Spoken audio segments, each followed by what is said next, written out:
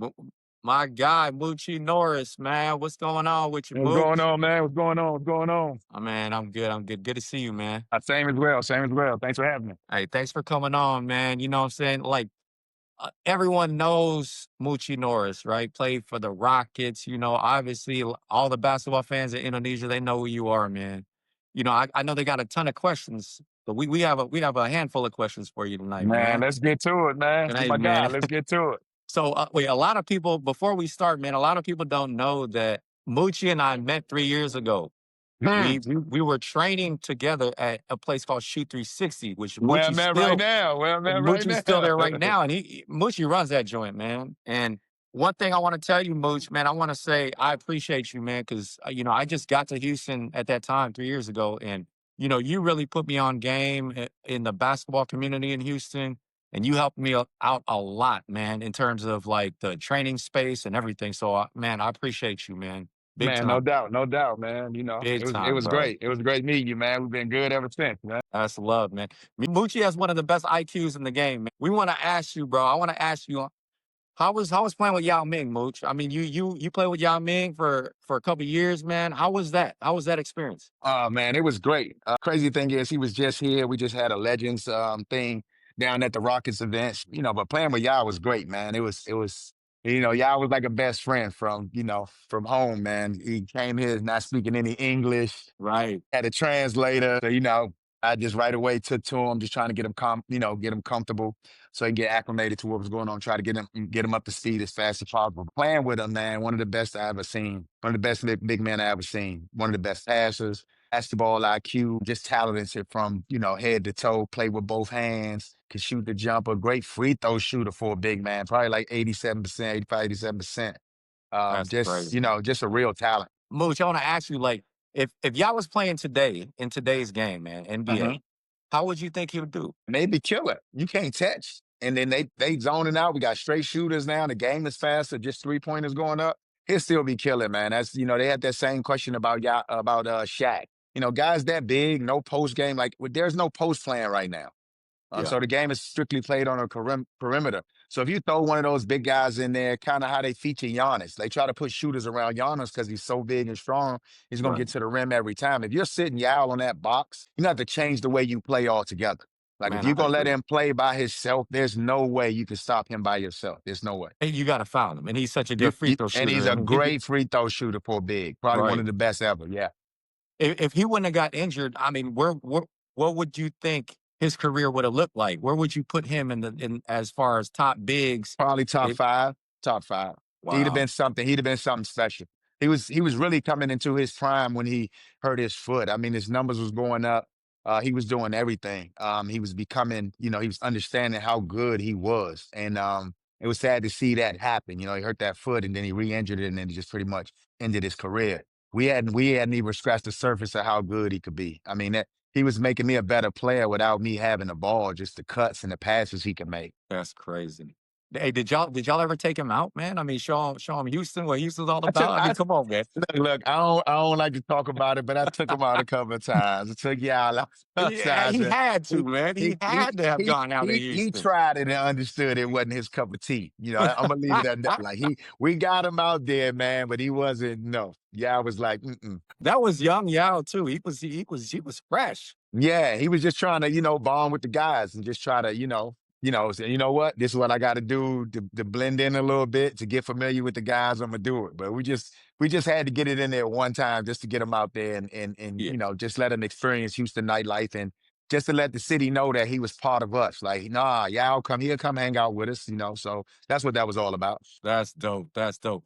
Mooch, man, you played with arguably one of the best backcourts in the league at that time with Steve Hmm. Francis and Tino Mobley. Oh, no question, no And I question. I seen Gilbert Arenas say, man, you guys were like the three-headed monster, Yeah. right? And then you Hmm. guys would just is this true? You guys like ran a play and was just like ISO. You go get it. I'm gonna go get it. Yeah, Your turn, go yeah. get it. Tell us about that, man. That was like, small ball had been played before, but not like that at that level. I think we really pushed it to the, next level when I got to Houston. Because you got to remember, I came out in '96. I was in Kobe's draft. Like I was in Kobe and AI's draft. Mhm. So small ball, a couple of teams tried some stuff, but it wasn't like that. These guys were all guards, 6'5", 6'7", like big guards. But that group, me, Catino, and Steve, we 6'3", 6'4", and under, like three Right. guys at, small height, and we're able to space the floor. And I think Rudy caught on early when I got there that I just got another guy that can space the floor and force you to have to play basketball a certain way, like have to defend. So that way, anywhere that ball went on the perimeter, you was going to have to guard. We just run a Right. screen for you, or we just flat out ISO'd you. Yeah, that play was it's called shake, man. It was just whatever number he called, one shake, two shake, three shake. Shoot, we would Woo! go all the way down to like Walt Williams sometimes to go to four shake. Yeah, We Walt, was I just forgot spreading about you out. Walt. Yeah, we was Yeah, I just forgot spread you about out Walt. and expose it. You couldn't zone up back then, so we were to expose guys that switch. Like they switch all times in the NBA now. That's all they do Right. is switch. Right. Those switches, oh, we would have loved them. I'd be killing in the NBA right now. You're gonna keep on switching your big out when I come off on the screen. Yeah. I'm gonna attack them every time. Oh, man. Well, going back to Yao for a second, man. That iconic play, it's speaking about his IQ, that iconic play, man, where you fed it to him and you cut baseline and Oh he hit man. you with that. Threw it. Listen, he threw it over top and both of the guys over his head. I ain't even know it was coming. It just kind of fell in my lap. I don't know if you could go back and look at that. When he didn't throw it, give it to me when I was going by. I Right. just happened to look over my shoulder and the ball was coming over top of my head. And I was like, wow, like that was crazy. Was He he threw me a was he couple of doing things dimes, like that in man. practice? Or was that like was that just out of nowhere? He would make the passes, but that was the first time. I ain't listen, you go back and look, that was the first time. I was in shock. We all was in shock. We got on the sideline. We was like, yo, you wild. Like you That wild was for one even of trying that. But he gave me the head nod like to go baseline instead of going middle. And I was like, all right, but like how you gonna throw this ball? Because I was riding the sideline when I went baseline. And that was the only place he wow. could have threw that ball. And he just looked and just dropped that thing on top of both of their heads. That's one of the best passes I've ever seen. Like every time I think about Yao and the Rockets, like that play is everything. That's the first thing I go to is like you cutting back door and Yao throwing that pass and you finishing that. That's like one of the dopest Man. memories right there, man. And I got a couple of those. That's the thing. He gave me one time, and I was coming across Tim Duncan, and I thought he put me in harm's way. But the way he threw the ball, it caught me in stride. I just had to switch hands on the layup. It was crazy. I remember that scoring against Tony Parker, and then went back door through the middle. He threw that thing right behind him. I was like, wow. You could see Tim Duncan turn around, kind of in shock, and it was like too late. And I laid it up. Like, nah, he made some passes, man. We just don't talk about it enough, and people don't. You go back and look, he made some passes. Y'all played beautiful basketball, man. I mean, you guys were one of the funnest teams to watch, man, for real. Like how you guys played, you guys went up and down. It was like exciting basketball. Yeah, everybody says that, man. They always go back to, man, watching the game now don't look like y'all. Like it was exciting, it was energy, it was just, a great game to watch at the time. Of course, the game has changed, evolved, and there's more shooting involved, not a lot of cutting unless you're watching like Golden State with a lot of ball moving. That's Right. why they're fun to watch. That ball moves, it gets on the giddy up. Most of the teams slow the ball down and try to get it to their best player and play like that. I kind of like the way this Houston team plays. They move Me that ball a too. lot. And that reminds me of that. This is the most I watch basketball in the beginning is this season. I've watched most of their games up until this point because that's what it reminds me of, the moving the ball and whoever can take an advantage of a situation, they do it and they play with pace. But yeah, And that's what and it was like Şengün's for us. passing ability too. And Şengün's and passing and ability. he's going to go down as one of the best passes this game has seen. He's making some passes Man. out there. I mean, those guys. It's like we talking about Yao Sagoon now. Shaq used to make plays like that. Yes. Sabonis was a great passer. It was just Man. some bigs that could make those plays that other big like Jokic. Jokic is a great passer. And Great that's what passer. makes him a better player. Is now you want to double and make these plays. He's able to make those passes. Those are things we talk about in practice. Like, we're gonna double him off the dribble because he ain't gonna be able to make that pass. And then here come this pass going through everybody, and it's a layup or a free three. And those are some of the best guys that's making those passes. Like I know you said you would have cooked, and I believe it. You would have cooked in this today's NBA. I mean, you just no, you're not allowed to touch anybody. You would have got to the line. I want to go on Steve Francis. What do you think, Steve? He was so explosive. He was one of the first guards that I seen that was that explosive Yeah, and see, could get to they the rim at will. What would you think he would do in today's game? he'll be the same or probably even more. I mean, the scoring has went up. The shot, the shooting is going up. It turned to more to a is more of a jump shot shooting league. You got to make shots. But of course, we didn't settle for that. Like when we knew we could cook you and go get a bucket, we go get a bucket. It ain't Right. just about the 3-point shot. Like I watched the game the other night and it was 50 threes. And I'm like, Ma It makes me sick, Mo. 53s, that's It like makes me half of the sick. shots. And I'm like, you're just settling because they say it's a great shot. That's why I love KD. That's why I love Carmelo. These guys go score when they where they know they can score consistently with no remorse. They're going to kill Right. you. That nobody says anything to KD. He's going to go Yeah. shoot mid-range shots because he Got know he doesn't miss them. He gets to his spot. Yep. Devin Booker, like guys like that, they Yes. go get Scott. But the way the league is set up, they're trying to take that away. They think that makes the game more exciting. And I think it takes away from a I lot of agree. players' skill set, not I being agree. able to I make hate it. these plays and stuff like that. Cause now some of these guys come in, they look like just 3-point shooters where it don't even look like it, just know that they have to take those shots for then there's the problem with the coaching staff and the way the game is flowing and stuff like that. They believe in those shots. I remember when I started playing for Van Gundy, they told me that was a bad shot. And I was like, Yeah. I just made 5 mid-range shots. What are you talking about? I'm 5 or 6 from the floor. You say it's a bad shot? That's 10 Right. points. And those are points Exactly. you can't take off the board. Hey, and Yeah. for you, for those that don't know, man, Moochie, he's a mid-range assassin. I've seen this dude not miss a mid-range all day. I'm talking about like this is what he does, like all day. Assassin, man. It's something that's missing from the game today, man. I know everybody want to make it to the pros, but you go watch these college games and watch these kids, with these young men and young ladies. They're playing in the mid range. They're playing in the middle part of the floor. It's a space on the floor that's not being used enough. I mean, I Exactly. think the guys that play at that can play the players that can play at all three levels are those are the best players. They can play from behind the line. They can play in the mid range and they can also get to the basket. And I think that's why Kevin Durant, that's why Carmelo Anthony, Devin Booker, these are legit scorers. They score where they can score. It's not about a bunch of threes for them. I'm gonna jack a bunch of threes. They're going to score where they're most efficient at. And it's beautiful basketball. Yes, yes. Because I can't see shot faking and going back behind the line or I'm driving all the way to the basket just to kick the ball all the way out. Exactly. If I can get to the basket and score, I'm scoring. Those are points on the board that you can't get back. And it's a high percentage shot. They And I made it think sound like the mid range is a low percentage shot. And I'm like, most of Kevin Durant points, most of Carmelo Anthony points come from the mid range. I agree. Most of I, Jordan points come from the mid range. Michael Jordan's a 50% shooter from 5 spots on the floor. You can't tell me, Kobe, you even feel me? Kobe. Yeah, yeah. Like you can't tell me these guys don't make like Chris Paul made a living in that. Mid range is in front of the post player. As soon as Yep. they screen, he just walk them to the side, shoot the mid range. Yeah, I it's a agree. lost art in the game and it's not being taught. But everybody that trained with me, yeah, we shoot mid ranges, whether you like it or not. We shoot mid range. What you do when you get with your coach is on you, but I'm gonna teach you how to do it the right way. Hey man, I picked up a lot of drills from Moochie, man, when we were together at 360, man. I was like, hey, shout out to you, man. Much love. You helped me out as far as in my training space, you know what I mean? And just communication, just me watching you and how you communicated with your players. Hmm. Because I didn't know you, right? We didn't know each other like that, right? I Yeah. know about you, but Hmm. watching you every day and how you communicate to your players, man, I really picked up a lot, man. You're an amazing communicator, man, for real. Yeah, I mean, I've been a point guard from the start, so it's always been how it's Naturally. ran. I was the coach on the floor, gave me instructions, I passed them on, and I made sure the job got done when I was out there. And even when I wasn't on the floor, I was always talking basketball and trying to, you know, Yes. figure out what's next, picking the coach's brain, like what are you trying to do in this play and things of that nature. So that way, I studied all basketball from not just my position, but all 5 spots, and that's what made me better at it. Like I was telling somebody the other day that I had like a 17, 18 assist game and I came off the bench. Like, Mm, to be able to do that in the game is incredible. I said, I don't think anybody else has done that unless they were the starter.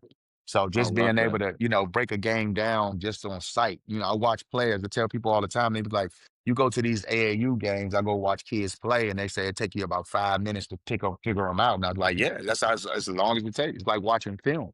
Like Yep. I'm gonna watch your habits and what you do, where you like to get, and what you do, how you're playing, what's your attitude, like your body language. I get Right. all that within 5 minutes. I'm gonna know exactly what's going on, just as well as I know what a defense is trying to do to stop me from getting to places and what I'm gonna need to do, to get my guys shots or to make us Right. successful at what we're doing. I mean, you got such a brilliant mind for the game, Mooch. Like, Thank you. do you ever want to get into the NBA in terms of coaching? I'm thinking about it now, Mario, for the first time. Thinking about it for the Yeah. first time. I've actually talked to the Rockets a little bit. I've been asking around other guys that um, that are head coaches or assistant coaches, whether at college or not. I talked to Penny Hardaway. That's one of my closest guys. I'm always asking guys about, getting to coach what you think. A lot of them, they always been saying that, man, we don't know why you don't coach, though. Like you love it. Like Sam Cassell is like my mentor, like Nick Van Mm, Exel. These guys are guys that are assistant coaches right now in basketball. So they always right. asking me, when you're ready, we're gonna give the word and pass it on. So I think I may be. I think I'm come getting close. I think I'm getting close. I love teaching it though, man. It's nothing like getting the preparation of it all and, getting in the gym on the grind with them and watching them get better in real time. Like I love that part. And then them And going into a play and have success. Like it's not a bigger, better feeling than that.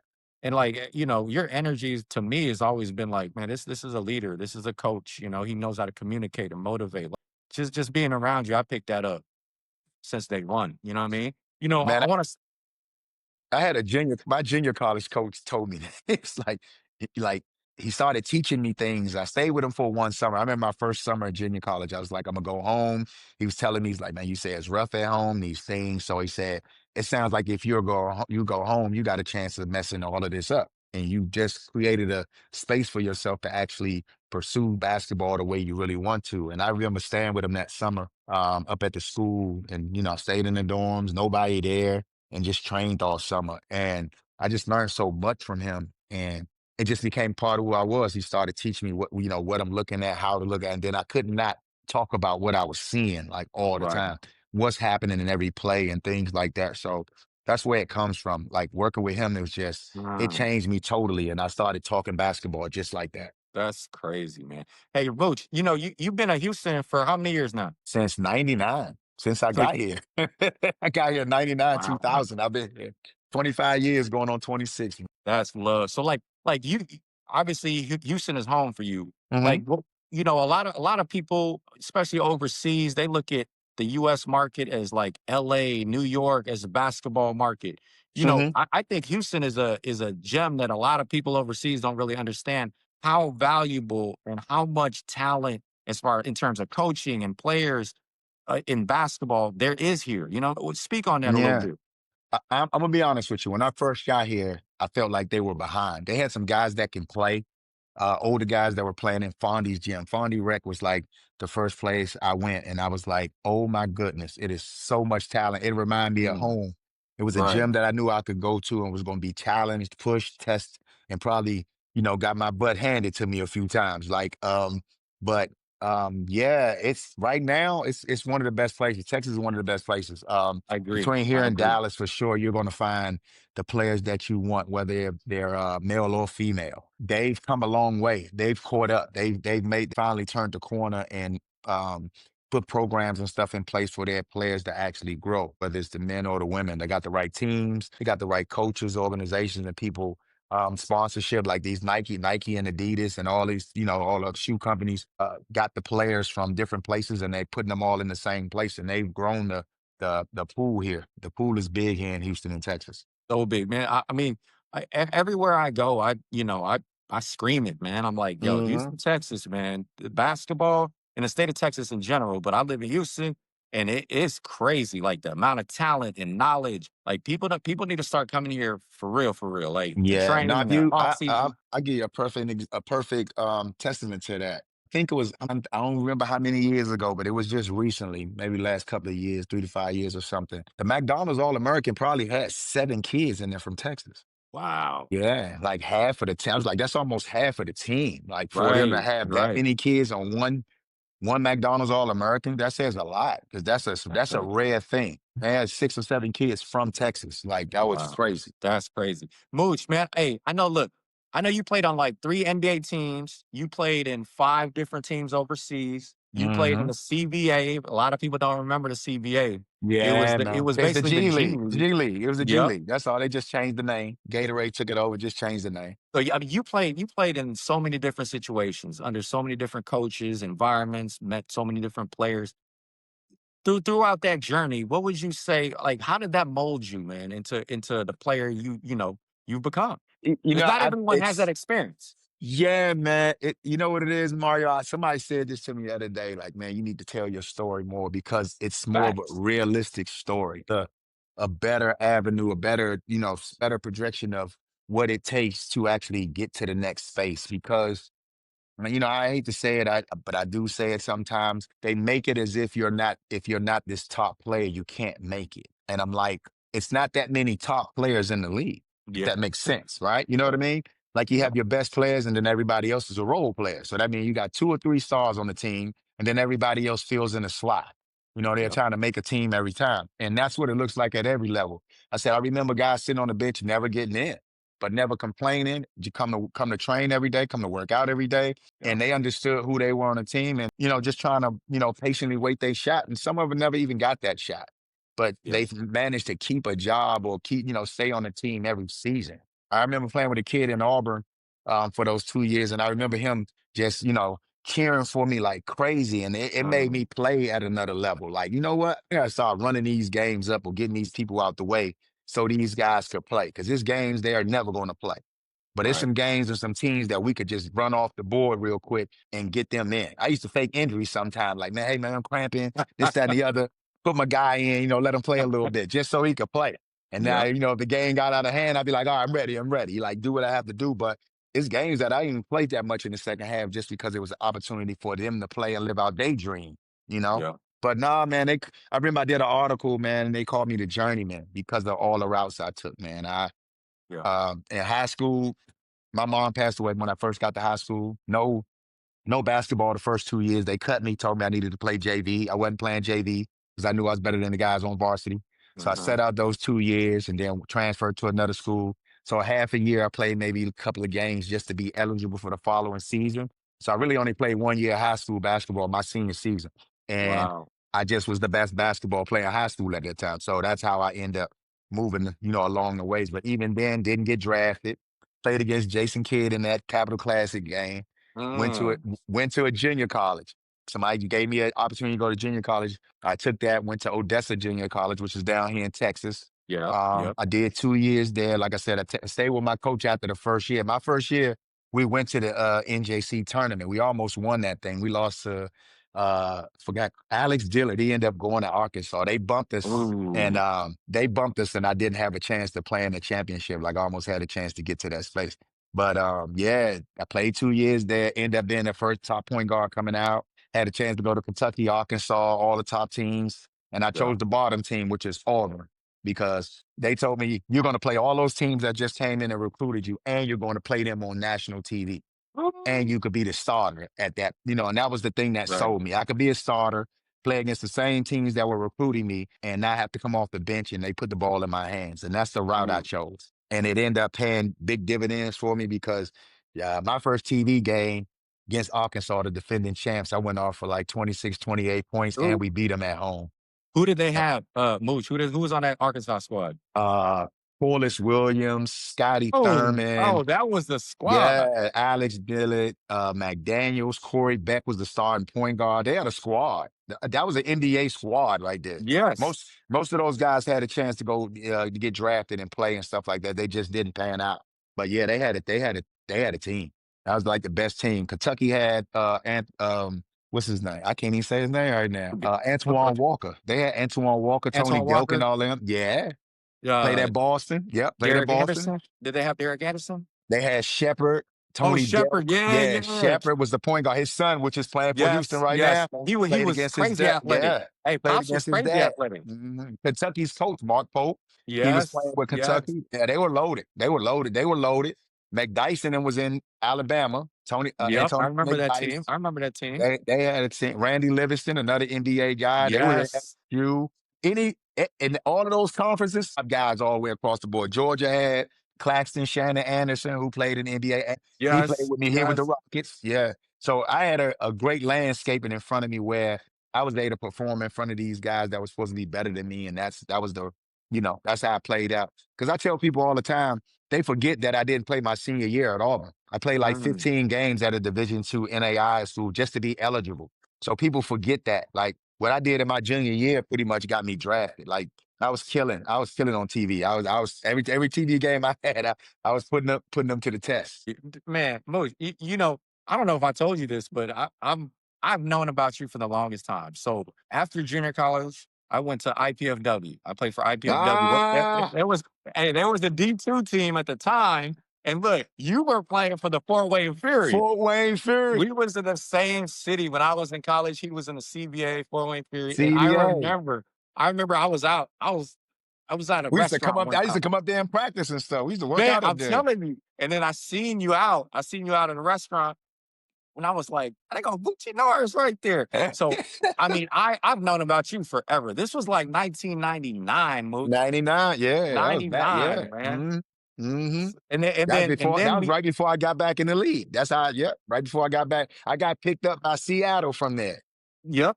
And then we I got crossed picked up paths into 2022 at Shoot 360 in at Houston, Shoot Texas. And I 360. said, Yeah, this that's Moochie crazy. Norris. It's crazy how God works, man. It's crazy. Man, he the realest. He the realest. He the realest, man. It's crazy. Yeah. So I mean, it's the journey. I know your journey, and you're right, man. Everyone is Yeah. right. You have to tell your Yeah. story because you My got a bad. beautiful story to tell, man. Sorry It's about that. inspiring. You know, Yeah, I mean, I know your and I journey. think that's what's more important, like them putting more stories out like that. And that's one of the reasons I wanted to do a podcast because it was like I want to text like just like you guys are doing, and piggyback off this, like just to put these stories out there and just talk to people and let them know what's really going on, and the opportunities that's out there for them. I think a lot of people just don't think it's a possibility. It sounds Right. like if you ain't getting a Division 1 scholarship, what are you doing this for? Like after high school, I'm done with basketball. But I mean, they don't realize how small that window is and how hard it is just to get a Division 1 scholarship. That's why I love what they did with the junior college thing. You can go to junior Me college for too. 2 years and get your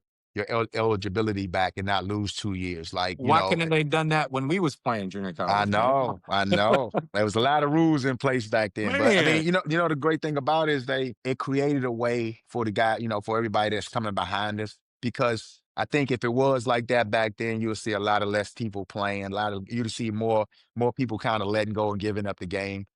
Just because it is more opportunities with the G League. Now they can go overseas more.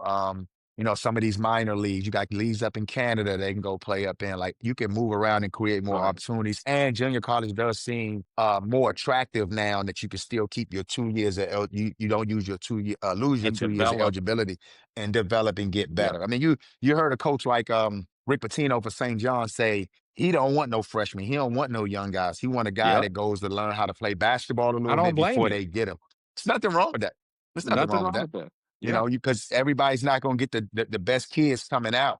So if I can go on a portal and grab me a couple of guys that's played a little bit, got a little seasoning on them and stuff like that, there's Right. nothing wrong with that when you're trying to win, when you're trying to win everything. I agree. And I think now the development part is a bigger picture, and they want to see kids get more developed and this, that, and the other. Because in high school, I'm not sure that it's going down that way. Some of these kids are just super talented and you see when they get to the next level what it looked like and how hard it is for them to be coached hard and pushed to another level. And you hear about the attitudes and different things Yes. like that. You start, the highs and lows of basketball, which is normal. It's not a bad thing. It's just, I'm just, putting that out there to say that. And then we all have a different road to take. I mean, nobody would have told me that I was going to go from Washington, D.C.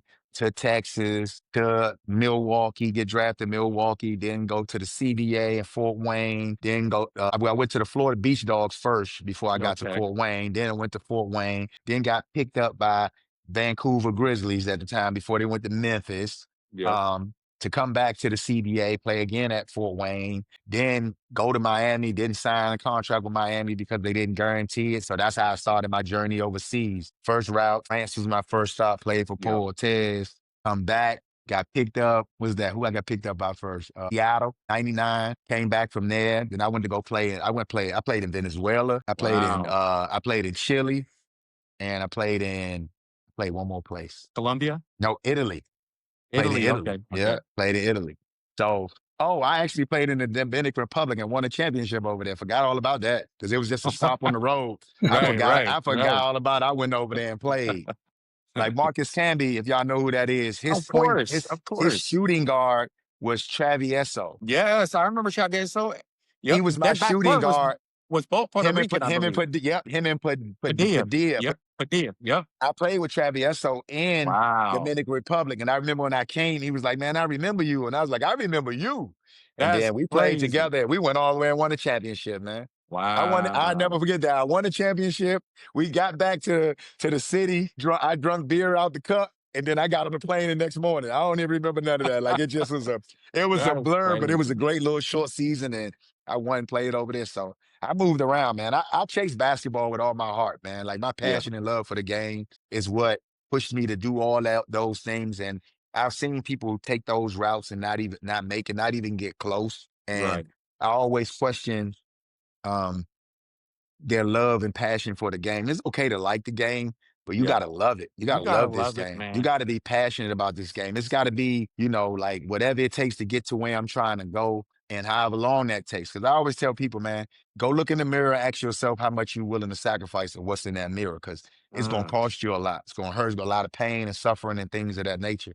And if you can be honest with yourself and what you're willing to, give out of that picture you're looking at, which is of yourself, then I think you give yourself a chance because basketball is being playing all over the world. yeah, And I say you got to ask yourself if you're trying to go to the NBA or you trying to be a professional basketball. Because the NBA window, you can't even see it. It's so small. It's so small. The way they doing is a little different now. And but playing professional basketball, I feel like you can create an avenue for yourself, and then you never know what happened. Look how PJ Tucker got in the league.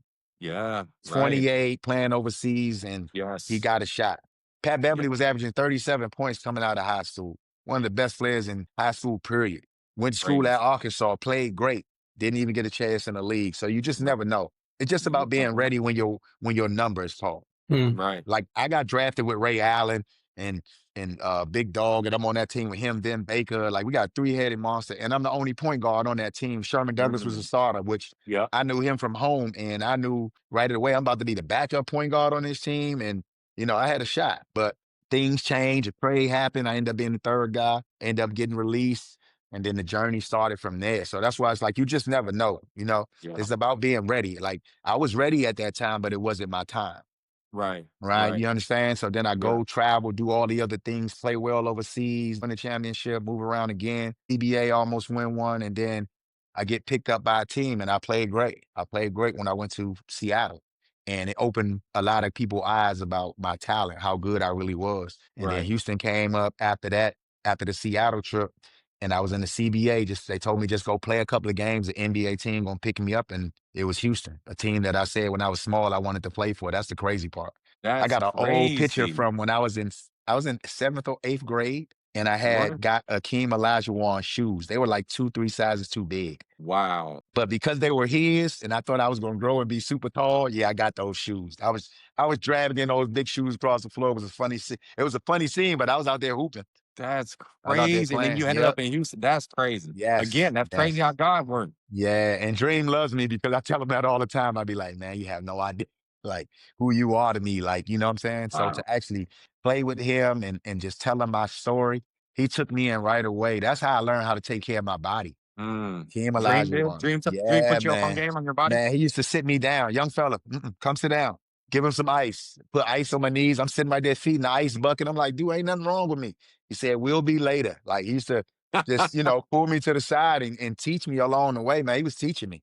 He was teaching me, which was crazy because he knew I was a talent. And that was the great thing about me. I tell people all the time, I don't talk about how good I was or what I think I was and stuff like that. I say your peers tell you that. And Right. I just Right. show some guys a couple of actually the other day, Carmelo Anthony was speaking about how good I was one on one. And I was like, that's just Mm. out of the blue. That's just something, Yeah. he spoke of, kind of how Gilbert Arenas, Yeah. Yeah. how Kevin Garnett, like these guys speak highly Yes. of me. So I never really care what others say. I'm just Right. focused on doing the job at hand and being grateful and thankful with the gift God gave me, the opportunity. So, And then the real ones know. The real yeah. ones know, Mooch. hmm You know what I And mean? that's all that matters. That's all that matters. And that's all that matters. I mean, Yeah. one last message, Smooch. What would you would give the next generation, the youth? Give them a message, man. What would you be your message to them, man? I would just say, stick to the script. Stick to the script, man. You get to write your own story. Don't let nobody else write it for you. Whatever you want from this game, you're gonna have to work for it. It's gonna cost you some sleepless nights, some tired days, and hanging out with your friends. So I would just say stick to the script, stay the course, and don't let nobody distract you from your vision, your goals, things you want to accomplish in this game, because one person's road is not yours. Your journey is not somebody else's journey. God already scripted this thing for it to go a certain way. So you ain't got to worry about trying to be like nobody else. Just try to be the best version of yourself every time you step on the court, every time you come to work, and just put your hard hat on, man, and just, give it your all. I love that, man. My brother, I appreciate you, man. Thanks for having me, man. Appreciate I it. appreciate you. Anytime, anytime. We got to link up soon, Mooch. I miss Man, you, you say dog. when, man. You say when. I miss you too, bro. Just say when and I'm there. Send my love to the family, man. And I love Same, you. And man. God bless you, my brother. You too. Appreciate you guys for having me. Thank you. Much love. Peace.